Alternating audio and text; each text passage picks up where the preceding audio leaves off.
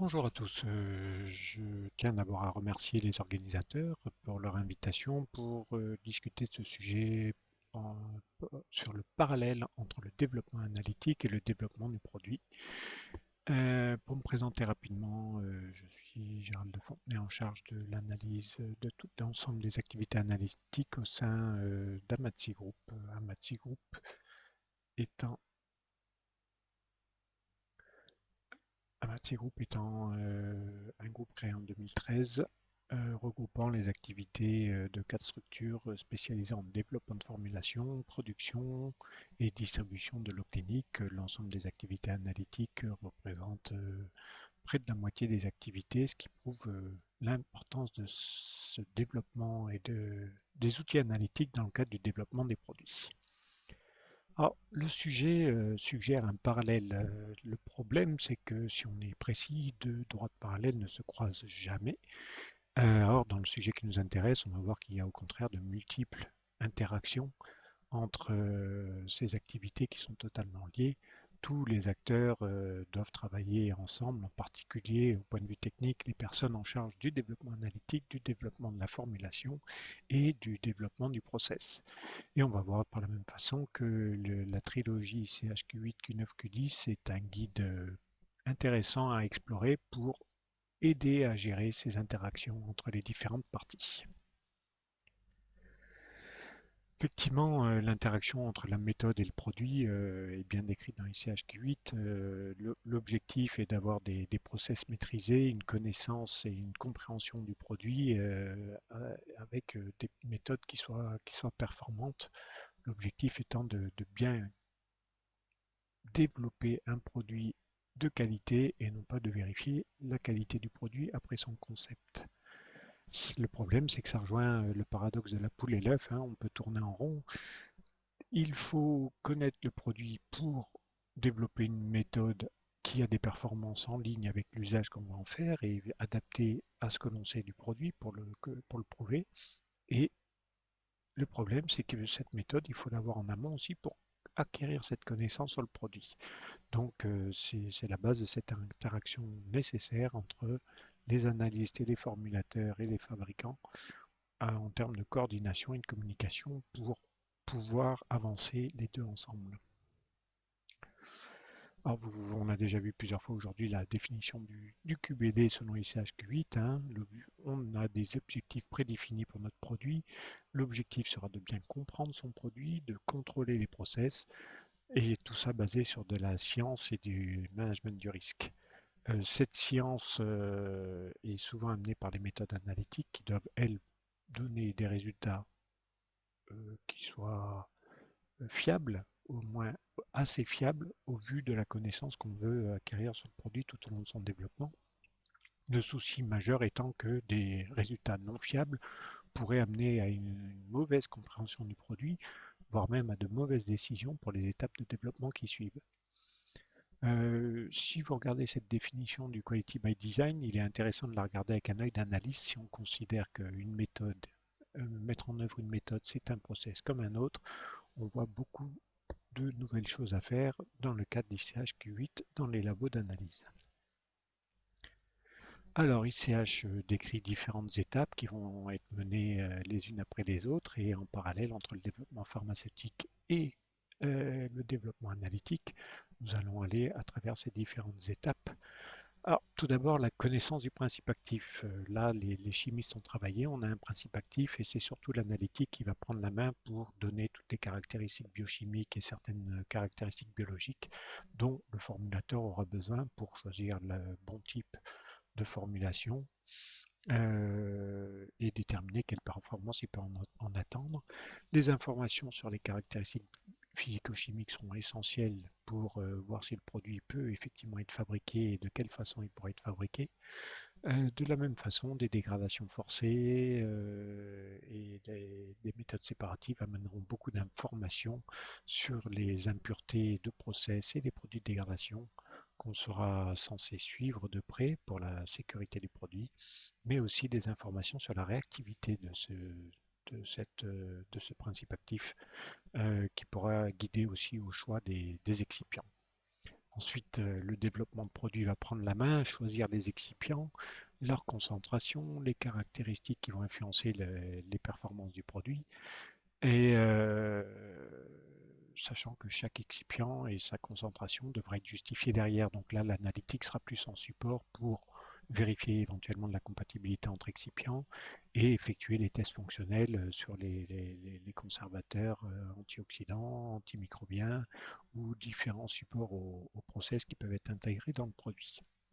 Ces tests-là devront montrer que la fonction est assurée pendant toute la fabrication, mais aussi parfois jusqu'à la fin de la stabilité.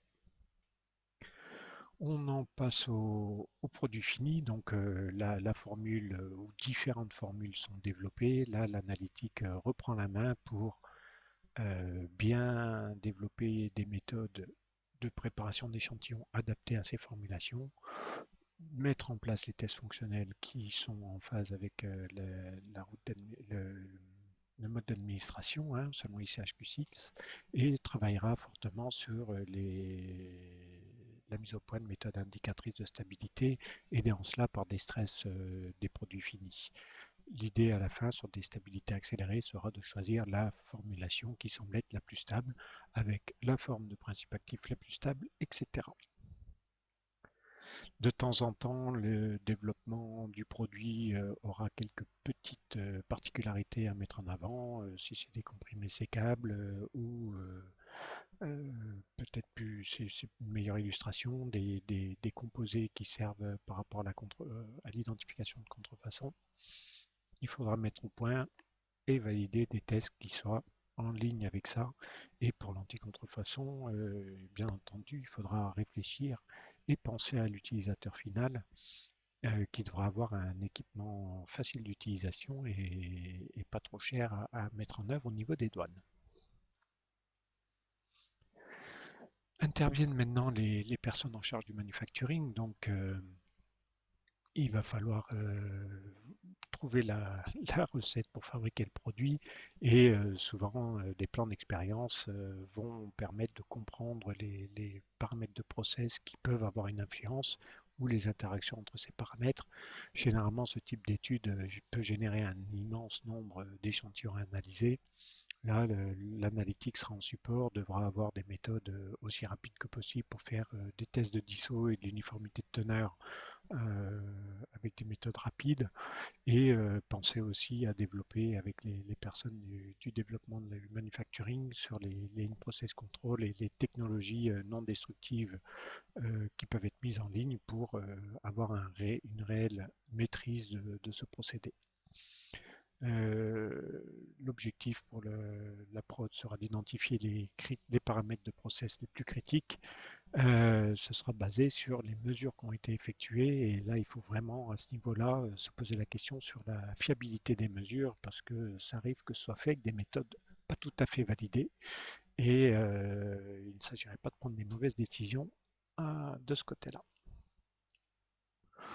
Ben, on a presque fini le produit, il est prêt à être emballé, donc le développement industriel va choisir le packaging, les étiquettes, les encres, les cols, le packaging secondaire. Éventuellement, il y aura un device ajouté pour distribuer une dose connue. Donc, au développement analytique, de mettre en œuvre les tests nécessaires, des tests d'intégrité pour les produits stériles, vérifier le device en termes de précision et de justesse de dose. Et puis, bien entendu, tout ce qui est étude avec des méthodes génériques pour connaître les produits, les composés extractibles du packaging et des méthodes beaucoup plus spécifiques pour vérifier si ces composés sont vraiment relargués dans le produit en cours de stabilité. Par rapport à la microbio, ben, ça va être fonction de la route d'administration, la boîte d'administration, les conservateurs antimicrobiens qui seront utilisés, le packaging, ben, il y aura des tests bien régulés à mettre en œuvre. Le challenge test en particulier va servir à justifier les concentrations et les spécifications pour ces conservateurs. Dans le cas de produits qui sont dédiés à être constitués ou administrés avec d'autres drogues, il va falloir vérifier la compatibilité avec des méthodes qui soient adaptées en termes de spécificité vis-à-vis de ces solvants ou des drogues co-administrées. et leurs produits de dégradation, ce qui n'est pas toujours évident.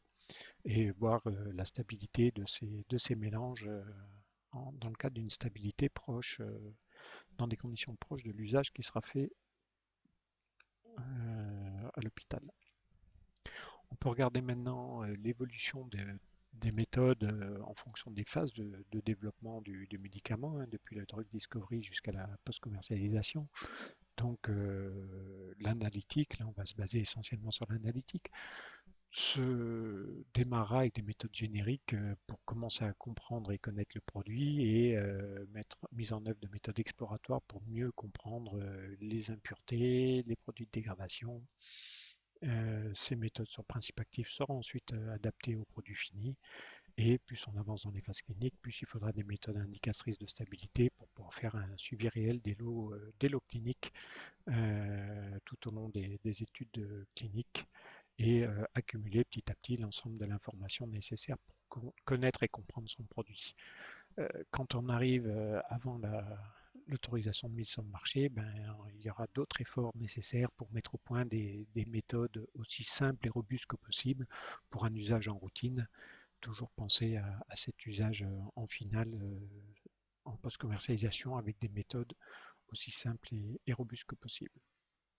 Un autre point de vue sur les mêmes phases cliniques, ben effectivement, en fonction des points de vue de chacun, on n'a pas toujours le même regard. Les analystes sont souvent guidés par la science et veulent accumuler de la connaissance sur le produit à partir des méthodes qui sont mises en œuvre. Alors que le réglementaire, lui, au moment de la rédaction du dossier, devra s'assurer que la méthode et le procédé de fabrication sont bien validés.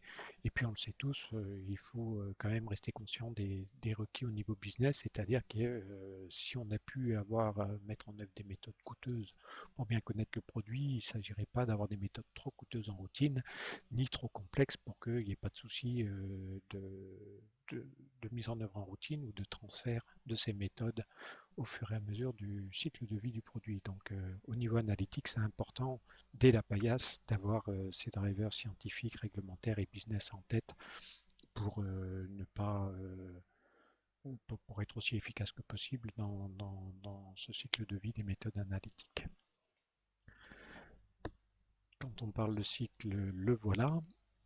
Le cycle d'une méthode analytique, c'est sélectionner la méthode, la développer, la valider, l'usage en routine, mais pour que ce soit fait de la façon la plus rationnelle possible, on décrit de plus en plus d'étapes, certaines d'entre elles sont même requises pour avoir le cycle de vie le plus maîtrisé possible. Alors déjà, pendant le développement, euh, les textes SFSTP sur les validations en 2003-2006 mettaient en avant la prévalidation, qui sont des pratiques essentielles pour avoir déjà des informations sur la fiabilité des mesures qu'on obtient sans avoir une validation complète. Et ça peut être et ça doit être complété par des études de robustesse pour vraiment connaître les critères, les paramètres de ce process analytique qui peuvent être critiques sur la fiabilité de la mesure. Ça fait partie du développement, comme décrit dans le guideline FDA, même s'il est draft, sur les validations de méthode. Euh, Après la validation, l'étape de transfert est requise depuis un moment. C'est confirmé dans le guide GMP Europe dans le chapitre 6. Et la méthodologie, elle a été décrite dans les chapitres 12-24 de l'USP, eux dans pas mal d'articles. Peu importe la méthodologie, à partir du moment où le transfert assure la fiabilité de la mesure à l'endroit où elle est générée.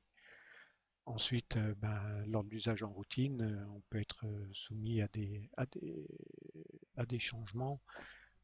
C'est vrai qu'un raisonnement QBD permet de définir un control space qui serait l'équivalent du design space pour le produit et des variations dans ce control space ne seraient pas des variations tant qu'on reste dans ce control space. On a une certaine flexibilité réglementaire. Allons voir plus en détail les étapes de ce cycle. Tout d'abord la sélection. Les développeurs en analytique doivent utiliser la technique ou les techniques qui sont adaptées aux propriétés physico-chimiques de la substance à analyser. Et cette sélection va dépendre des résultats qu'on a obtenus avec les méthodes génériques, la connaissance du produit qui augmente au fur et à mesure, et on va aller vers des méthodes de plus en plus spécifiques. On va définir, comme on définit des objectifs pour le produit, des objectifs d'intended use pour les méthodes avec ce qu'on peut appeler un analytical target profile. C'est ce qu'on va demander à cette méthode. Quelle performance va-t-on demander? Ça va être lié aux spécifications du produit et bien entendu au produit lui-même. Les risques qu'on prend au point de vue analytique, on peut en prendre plus ou moins en fonction de la voie d'administration, de l'indice thérapeutique de la molécule. S'il est très étroit comme certains anticancéreux, il va falloir être très précis sur les dosages. Euh, D'autant plus précis en tout cas sur les dosages pour des produits à indice thérapeutique relativement étroit. Voilà, donc le développeur de méthode doit réfléchir, doit être au courant de l'usage qui sera fait de la méthode et doit penser aux usagers finaux qui seront le sécu pour du testing de routine et puis bien sûr les affaires réglementaires pour l'enregistrement du produit. Euh, pour le développement, pour mettre en œuvre ce que j'appelle un développement analytique durable, il va falloir plusieurs cordes à son arc, bien entendu. Tout d'abord, être chimiste. Dans chimie analytique, la chimie, connaître la structure, les propriétés physico-chimiques du principe actif vont jouer sur le choix des techniques à utiliser et sur la compréhension des substances apparentées qu'on peut être amené à doser, que ce soit les impuretés de process et ou les produits de dégradation. On vous a certainement vendu ou vanté tout au moins des logiciels d'optimisation. Ils peuvent bien entendu aider, on va le voir plus tard, mais ils ne peuvent pas être self-sufficient, ils ne seront pas suffisants par eux-mêmes. Quelques, quelques compétences en statistique aussi seront importantes, que les analystes à la paillasse soient bien conscients que lorsqu'ils mettent en œuvre un process analytique, il y a des sources de variabilité à gérer. Il n'y a qu'une seule chose dont les analystes peuvent être sûrs, c'est que chaque résultat qu'ils obtiennent n'est jamais le résultat vrai, mais une estimation plus ou moins grossière de cette réalité. Et il faut être conscient de ce plus ou moins, justement, on va aussi le voir plus tard. De la même façon, quelques atouts statistiques sont importants pour mettre en place une étude de robustesse et un plan d'expérience bien adapté pour connaître mieux la méthode et les paramètres critiques de cette méthode. Ça aidera beaucoup à transférer la connaissance sur cette méthode aux utilisateurs finaux plus tard. Les sources de variabilité dont je viens de parler, ben là vous avez un oignon qui représente des couches concentriques de variabilité qui peut augmenter. On travaille bien entendu avec des systèmes qualifiés, mais ils ont quand même une variabilité. Dans le cadre de la méthode qu'on met en œuvre, il y aura une variabilité intrinsèque à la méthode. Tout ce qui est préparation d'échantillons génère de la variabilité aussi. Quand on change de réactif, d'opérateur, de saison ou d'équipement, il faut aussi maîtriser l'influence que ça peut avoir sur la fiabilité des résultats, sachant que plus tard, quand on va transférer, il y aura une couche de variabilité supplémentaire. Donc il est vraiment essentiel que les analystes réduisent cette variabilité au maximum avant l'exercice de validation. Je vous disais tout à l'heure que les logiciels n'étaient pas suffisants, mais on peut quand même ici illustrer leur utilité pour des méthodes assez complexes. Ici, nous avons un chromatogramme avec plusieurs pics. Si on s'intéresse par exemple à cette paire de pics qu'on veut séparer et qu'on regarde l'impact de deux paramètres, peu importe lesquels, sur la résolution, eh bien, à partir du moment où on est dans le vert, le jaune ou le rouge, on est dans une zone où la résolution est confortable. Donc si on se situe dans une zone comme celle-ci, si on bouge un peu les paramètres dans un sens ou dans l'autre, il n'y aura pas d'impact sur la résolution. En revanche, si on se met à valider la méthode au bord du précipice ici, il est tout à fait plausible qu'on tombe dans le précipice plus tard dans le cycle de vie de produit. Donc ces outils sont relativement précieux, même s'ils ne font pas tout. Et puis quand la méthode est presque finalisée, Une étude de robustesse servira à définir les critères, les paramètres du process analytique les plus critiques, à bien les caler. Et après tout ça, on a donc la compréhension complète de la méthode. On est prêt pour en estimer les performances. Il est conseillé de prévalider avant de valider. L'intérêt de la prévalidation, bah, c'est déjà avec une méthodologie un peu moins lourde d'avoir des infos sur la fiabilité de la mesure. C'est utile si dans le cadre des informations qu'on va donner au développement de formulation et aux gens en charge du process pour qu'ils aient une idée de l'incertitude de mesure et qu'ils ne prennent pas des décisions hâtives en fonction trop hâtives en fonction des résultats qu'on peut leur fournir. Ça servira aussi beaucoup à définir des critères d'acceptation dans un protocole de validation. La validation derrière ne sera qu'une formalité, une confirmation. Ça donnera un joli rapport pour les affaires réglementaires, pour qui la méthode doit être validée, mais surtout des données scientifiques pour savoir si la méthode est vraiment valide. Être validé ou être valide, c'est pas tout à fait la même chose. La différence, c'est d'évaluer les réelles performances de la méthode.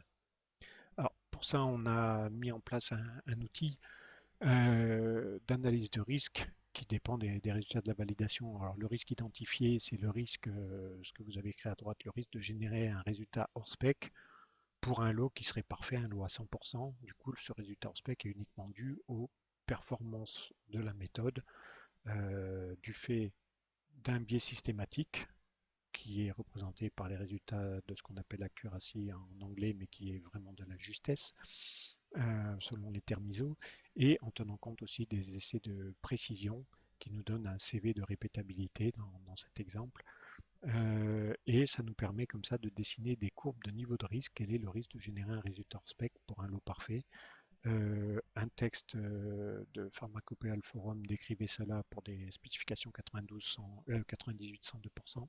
Là, on les a adaptés à un produit fini avec des spécifications 95-105 et le texte initial donnait une courbe de niveau de risque à 5%, il fallait se trouver en dessous. On a étendu le principe avec des courbes de niveau allant de 0,01 jusqu'à 20% de risque. Ça permet de voir au niveau de cette flèche, par exemple, qu'une méthode qui serait à la limite, mais dans les clous euh, de critères d'acceptation classiques, c'est-à-dire un CV à 2% et un biais systématique inférieur ou égal à 2%, c'est-à-dire une exactitude entre 98 et 102%, mais une méthode qui serait à la limite ici présente un risque supérieur à 5% de générer ces résultats en spec juste à cause de la variabilité analytique. Je vois de temps en temps dans des protocoles de validation des CV qui doivent être inférieurs à 3%, même avec un biais quasiment nul. Si vous avez un CV à 3%, près d'un résultat sur 10 va être hors spécification, donc à vous de juger si c'est un risque que vous pouvez accepter.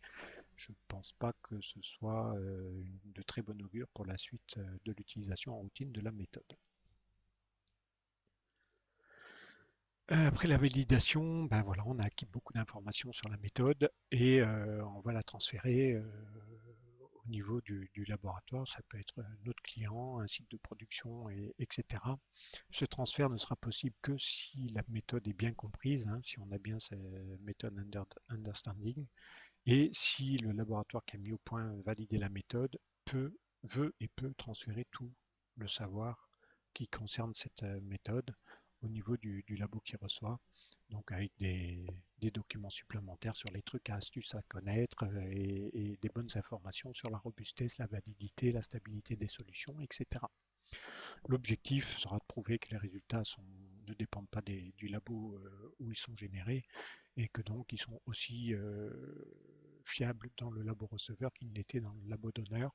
Après ça, la méthodologie, il y en a différentes écrites, elle importe peu. L'essentiel, ça reste le don de l'ensemble de l'information nécessaire, la formation des personnes au labo receveur et derrière confirmer que les résultats sont fiables.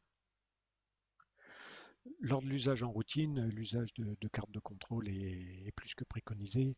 Alors déjà, vous avez ici à l'écran des cartes de contrôle adaptées au système suitability d'une technique. Donc ça ne concerne que la technique analytique avec la précision du système, l'allure du pic, les recouvrements entre les refs, les résolutions dans des paires critiques, le temps de rétention et le recouvrement des références au fur et à mesure. C'est au labo de vérifier que sa méthode est toujours en ordre de marche et que ça fonctionne toujours et que la méthode est toujours maîtrisée. Le plus souvent, quand même, on a affaire à des cartes de contrôle qui sont sur le dosage, la variabilité interlo en termes de dosage. Là, il faut savoir qu'on a la somme de la variabilité analytique et de la variabilité de procédé. Il est vivement conseillé de discuter ce type de carte de contrôle lors des revues périodiques de produits et que les analystes, les producteurs et les personnes concernées soient présentes pour essayer de faire la part des choses entre l'analytique et le procédé, au lieu de se renvoyer la balle les uns aux autres. A priori, c'est toujours un peu de la faute des deux quand il y a de la variabilité. Ces cartes de contrôle normalement permettent de vérifier l'absence d'impact d'un changement inattendu. Les changements inattendus sont ceux qui peuvent causer le plus de soucis évidemment parce qu'on n'a pas pu les anticiper. Donc les cartes de contrôle des systèmes Suitability permettent d'anticiper des problèmes liés purement à l'analytique. Après ça, il y a d'autres changements non attendus qu'on peut toutefois anticiper. Le meilleur exemple, l'évolution d'une crème pendant sa stabilité peut devenir plus épaisse. La méthode mise en place sur des produits frais et validée sur des produits frais peut ne pas être aussi efficace sur des produits qui auraient maturé par ailleurs. On peut avoir une extraction du principe actif défaillante au bout d'un moment. Tout ça, ça peut s'anticiper en stressant des produits finis pendant les étapes de développement et de vérifier que l'extraction qui a été mise en œuvre sur un produit frais est toujours aussi efficace sur un produit un peu plus ancien.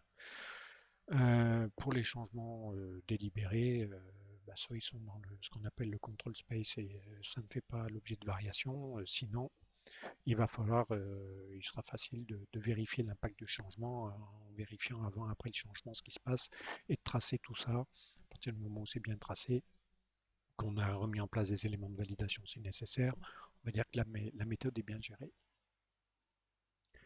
Je ne peux pas finir cette présentation sans parler des approches futures en termes de gestion du cycle de vie d'une méthode analytique. Comme je vous le disais au début par rapport à ICHQ8, euh, mettre en œuvre une méthode analytique, c'est un process comme un autre. Donc, si on définit des objectifs de façon claire pour une méthode, hein, au lieu d'un cycle classique développement, validation, transfert, transfert, transfert, etc., d'avoir un cycle de vie avec l'analytical target profile, les objectifs bien définis au début, un développement qui permet à une compréhension méthode understanding. À partir du moment où c'est bien maîtrisé, on vérifie qu'on a tout pour la mettre en œuvre, qu'elle fonctionne et on voit quelle performance on a avec cette méthode-là avant de se lancer dans le contrôle du manufacturing. Et puis lorsqu'il y a un changement, lorsqu'il y a un transfert, etc., et ben on va refaire de la qualification à intervalles réguliers et quand nécessaire pour vérifier que ces analytical target profiles sont toujours vérifiés. Donc c'est ce continuous method verification qui paraît être le bon état d'esprit et être bien en ligne avec tout ce qu'on a pu voir et justement c'est là où on voit qu'il y a finalement un réel parallèle entre le développement analytique et ses objectifs et le développement de produits et ses propres objectifs qui vont de pair. Je vous ai laissé quelques traces de guides et de littérature si vous voulez aller plus loin dans le sujet et je vous remercie pour votre attention.